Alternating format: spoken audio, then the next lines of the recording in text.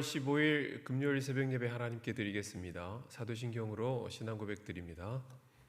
전능하사 천지를 만드신 하나님 아버지를 내가 믿사오며 그 외아들 우리 주 예수 그리스도를 믿사오니 이는 성령으로 잉태하사 동정녀 마리아에게 나시고 본디오 빌라도에게 고난을 받으사 십자가에 못 박혀 죽으시고 장사한 지 사흘 만에 죽은 자 가운데서 다시 살아나시며 하늘에 오르사 전능하신 하나님 우편에 앉아 계시다가 저리로서 산 자와 죽은 자를 심판하러 오시리라.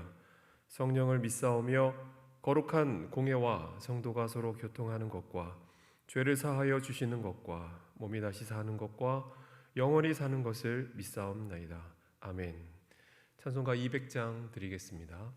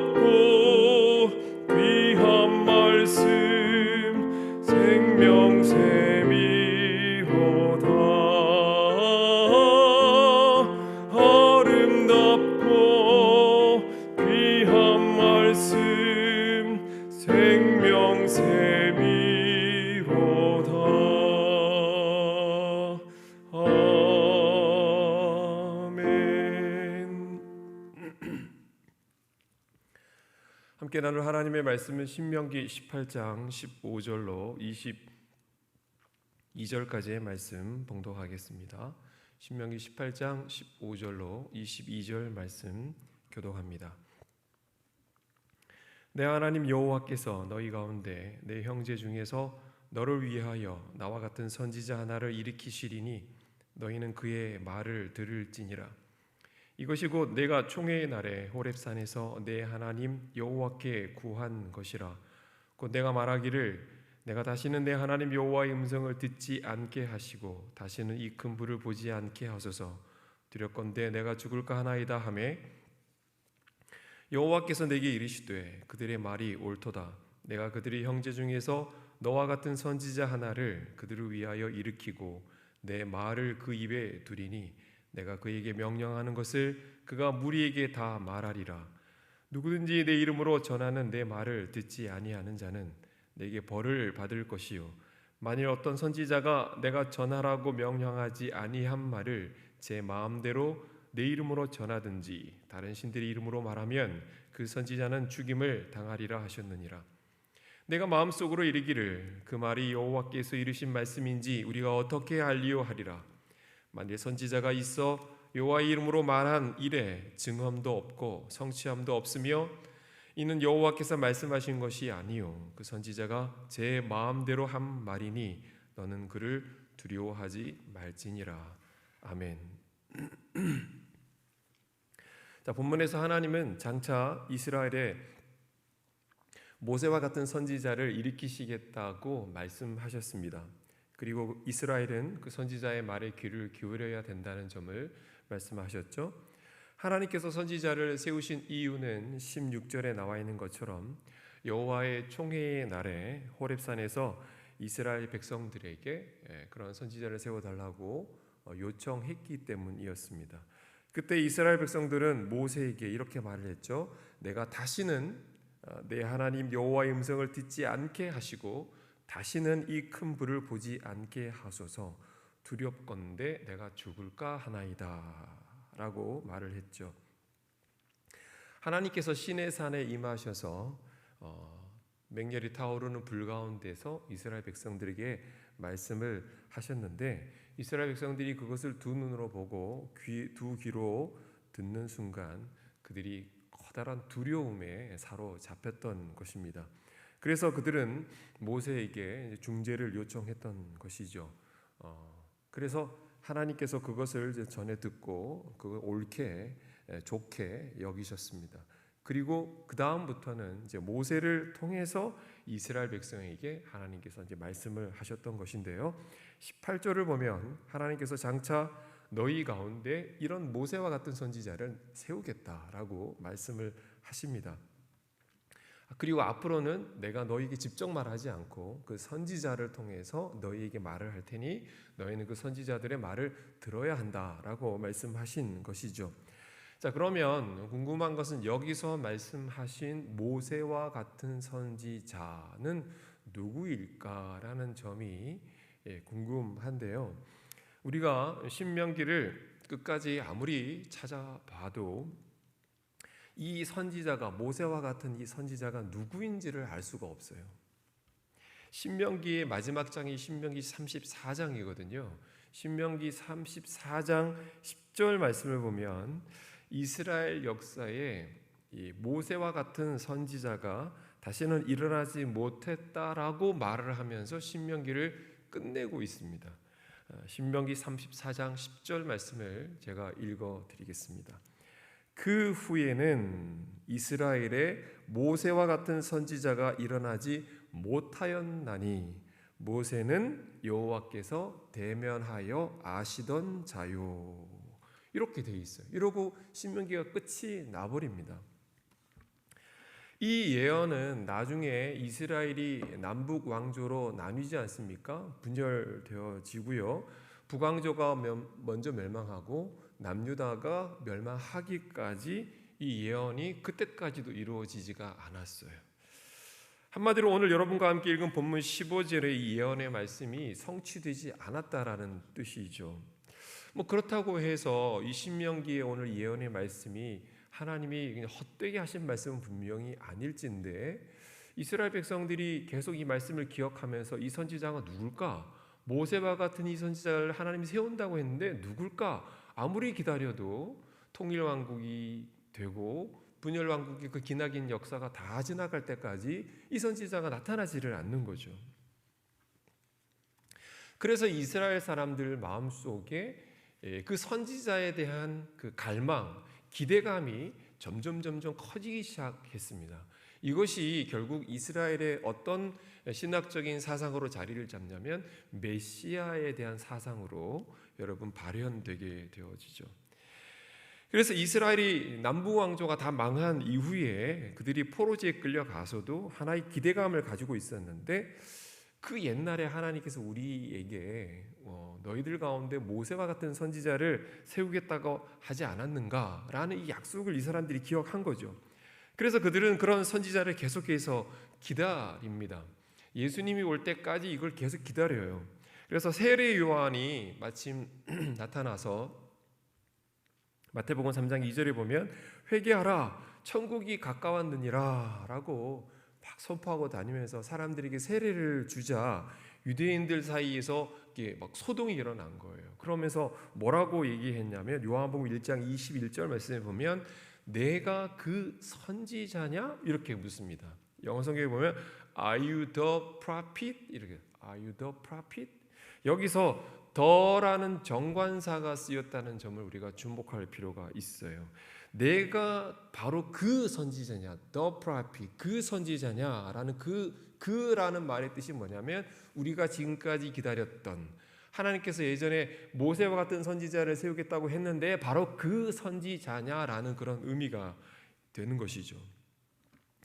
요한복음 6장 14절에서 예수님께서 오병이어의 기적을 행하시니까 유대인들이 뭐라고 말을 했냐면 이는 참으로 세상에 오실 그 선지자라라고 말을 했습니다. 또한 예수님이 초막절 끝날에 설교를 하자 사람들이 뭐라고 했냐면 요한복음 7장 40절에 보면 이 사람이 참으로 그 선지자라 이렇게 말을 합니다. 그리고 예수님이 이제 부활 승천하신 이후에 베드로가 성전 미문에서 걷지 못하는 사람을 고쳤을 때 사람들이 그에게 구름대처럼 몰려오자 베드로가 그 몰려오는 사람들에게 뭐라고 얘기를 했냐면 예수님이 바로 너희들이 기다리던 모세와 같은 선지자를 세우겠다고 했던 바로 그 선지자라는 점을 사람들에게 증거하죠. 그것이 사도행전 3장 22절에 나와 있습니다. 한마디로 오늘 본문에서 하나님께서 말씀하신 그 선지자는 다름 아닌 예수 그리스도였습니다. 여러분도 아시는 것처럼 예수님의 삼중직이 있죠. 예수님의 삼중직 뭐냐면 예수님은 왕이시고 선지자고 예수님은 제사장이죠. 그래서 예수님이 선지자세요. 모세와 같은 그 선지자 바로 그 예수 그리스도를 말하는 것이죠. 그러면서 오늘 본문에 뭐라고 했냐면 동시에 너희는 그 선지자의 말을 들어야 한다는 것과 그 선지자의 말을 듣지 아니하는 자에게는 벌을 받을 것이라는 점을 본문에서 기록하고 있습니다. 여러분 우리 예수님이야말로 선지자 중에 선지자, 왕 중에 왕, 제사장 중에 대제사장이십니다. 오늘 본문을 통해 우리가 얻게 되는 교훈은 성경이 말하는 참 선지자란 무엇인가 라는 것을 우리가 깨닫게 교훈하고 있는데요. 본문에서 그 점을 또 교훈하고 있는데 크게 두 가지를 우리가 말할 수가 있습니다. 참 선지자라는 게 뭔가? 첫째로 참 선지자는 하나님께서 그 선지자의 입술에 하나님의 말씀을 두신다라는 것입니다. 그렇죠. 선지자는 그런 일을 한 사람이니까. 선지자라는 말은 사람들이 오해를 하는데 단순히 장래에 일어날 일들, 미래의 일들을 무슨 점장이가 예언하듯이 말하는 사람이 선지자가 아니에요. 예언이라는 말의 의미가 미래의 일을 본다는 그런 뜻이 아니고요. 우리가 선지자라는 것은 하나님의 말씀을 담지했다가 그 말씀을 전하는 것을 여러분 말하는 것입니다. 그러므로 선지자, 예언자는 하나님께서 하라고 하시는 말씀을 그걸 받아서 담지했다가 그 말씀을 증거하는 자가 선지자고 선지자는 그러므로 하나님의 말씀을 더하거나 빼서는 안 된다는 것입니다.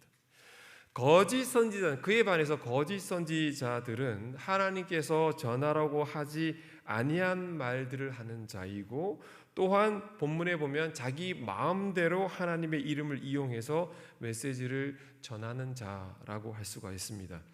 또한 20절에 나와 있는 것처럼 다른 신의 이름으로 자기 마음대로 말할 뿐만이 아니라 다른 신의 이름으로 말하기도 하죠. 문제는 다른 신의 이름으로 예언하는 예언이야 금방 우리가 식별할 수가 있겠지만, 여호와의 말씀인 것처럼 예언하는 그 선지자의 경우에는 그 선지자의 예언이 참인지 거짓인지 구별하기가 참 어렵다는 그런 점이 있습니다. 그러므로 하나님의 말씀을 전하는 선지자도 늘 영적으로 깨어 있어야 하지만, 그 말씀을 듣는 성도들도 영적으로 깨어 있어 참된 분별력을 가지고 있어야만 한다라는 것입니다. 오늘날 여러분, 우리가 한국 사회를 떠들썩하게 만들었던 그 이단에 관한 얘기들이 있지 않습니까? 오늘날 이단이 횡행하고 있는데요. 문제는 그 이단으로 넘어가는 사람들이 적지 않다는 것이고, 그리고 상당수의 사람들이 신앙생활을 오래 한 교회의 직분자들도 그 이단의 꾀임에 넘어가고 있는 것이 현실이라는 것입니다. 사람들은 좋은 설교와 바른 설교를 잘 구분하지 못합니다. 자기 취향에 맞는 설교자들을 찾아다니곤 합니다. 내 마음에 흡족하고 내 귀에 듣기 좋은 설교를 찾아다니는 것이죠. 우리가 오해하면 안 되는 것이, 거짓 선지자라고 해서 귀에 거슬리는 말만 하는 게 아니고요, 참 선지자라고 해서 듣기 좋은 말만 하는 게 아니라는 것입니다. 성경을 우리가 한 번이라도 읽어보면 대본에 발견하게 되는 점이 뭐냐면, 하나님께서 선지자들을 보내셔서 이스라엘의 우상 숭배를 지적하시고, 하나님께서 선지자들을 보내셔서 심판을 경고하실 때, 거짓 선지자들은 백성들이 듣기 좋은 말만 골라서 했다는 것이죠. 평화를 선포하고 잘 될 것이라는 번영을 약속하고 했다는 것입니다. 왜냐하면, 왜 그런 말들을 했냐면, 그런 말들을 하면 백성들이 좋아할 거라는 것을 알았기 때문인 것이죠. 예를 들어 이스라엘이 망할 때에 선지자 생활을 했던 예레미야의 경우는 뭐라고 예언을 했냐면, 이 나라는 망한다. 너희들이 저항하지 말고 무장 항쟁하지 말고 순순히 끌려가서 그냥 포로지에 끌려가서 거기서 그냥 살아라, 이렇게 예언을 했어요. 하지만 거짓 선지자들은 뭐라고 예언했냐면, 아니다, 하나님 우리 편이다, 이 전쟁은 반드시 이기는 전쟁이다, 하나님 영광 받으실 것이다, 힘을 내라, 용기를 내라, 반드시 우리가 이길 것이다, 이렇게 예언을 했습니다. 어느 쪽이 듣기 좋은 예언인가요? 당연히 거짓 선지자들의 말이 더 듣기 좋은 말이죠. 왜 참 선지자였던 예레미야의 예언은 꼭 매국노 같은, 앞잡이 같은 그런 예언을 했단 말이에요. 그러나 사실은 예레미야의 예언이 하나님이 주신 메시지였습니다. 참된 선지자는 자신의 생각이나 청중들의 기호에 따라 하나님의 말씀을 가감하거나 왜곡하지 않습니다. 성경에서 긍정적인 메시지만 골라서 전하거나 성경에서 심판의 메시지만 골라서 전하지도 않습니다. 설교자는 성경에서 말씀하는 메시지를 모두 전해야 하고, 청중은 역시 그 메시지를 가려듣지 마시고 성경에 하시는 모든 말씀을 아멘으로 받을 마음의 자세가 돼 있어야 하는 것입니다. 듣기 좋은 메시지만 골라 듣고 그런 설교자만 찾아다니는 성도들이 많으면 많을수록 그 시대는 거짓 선지자들이 더욱더 횡행하게 되어 있습니다. 거짓 선지자들이 우리 주변에 발을 붙이지 못하게 하려면 성도분들이 하나님의 말씀에 깨어 있어야 하고 영적 분별력을 가져야 하는 것이죠. 그리고 듣기 좋은 말, 내 귀에 내 마음에 듣기 좋은 말만 듣는 것이 아니라 듣기 거북한 말도 그것이 하나님의 말씀이라면 믿음으로 받아들여야 하는 것입니다. 계시록에 보면 말세의 때가 되면 거짓 선지자들이 더욱더 횡행한다고 했죠. 빛의 사자의 모습으로 나타난다고 됐습니다. 그리고 또한 마지막 때가 되면 배교하는 하는 사람들도 많아진다고 했습니다. 교리에 관심이 없고 성경에 무지한 것은 자신의 영혼을, 자신의 자녀를, 자기의 교회를 영혼 사냥꾼들에게 내어주는 것과 같습니다. 말씀을 부지런히 읽고 듣고 또한 열심히 공부해서 올바른 말씀에 기초한 신앙이 되도록 힘써야 하겠습니다. 거짓 선지자들도 성경에 보면 일정한 수준까지 기적을 일으키는 것을 우리는 발견하게 되어지죠. 여러분, 기적이 중요한 게 아니라 그들의 메시지가 성경에 부합한가, 그것이 여러분 더 중요합니다. 우리 진강교회는 말씀에 깨어있는 교회, 말씀 중심의 교회가 되어야 하겠습니다. 기도하겠습니다.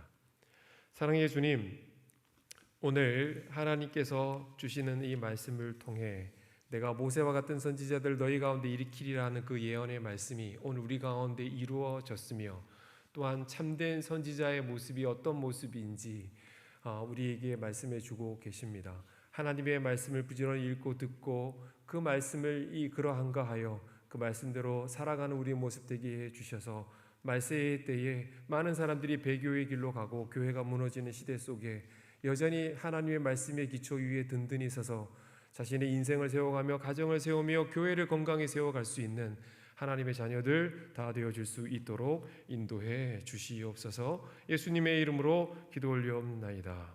아멘. 주님 가르쳐 주신 기도로 예배 마치겠습니다.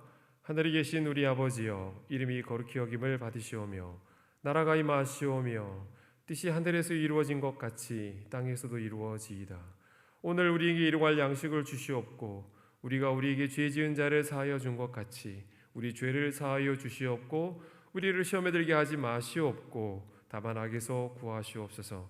나라와 권세와 영광이 아버지께 영원히 있사옵나이다. 아멘.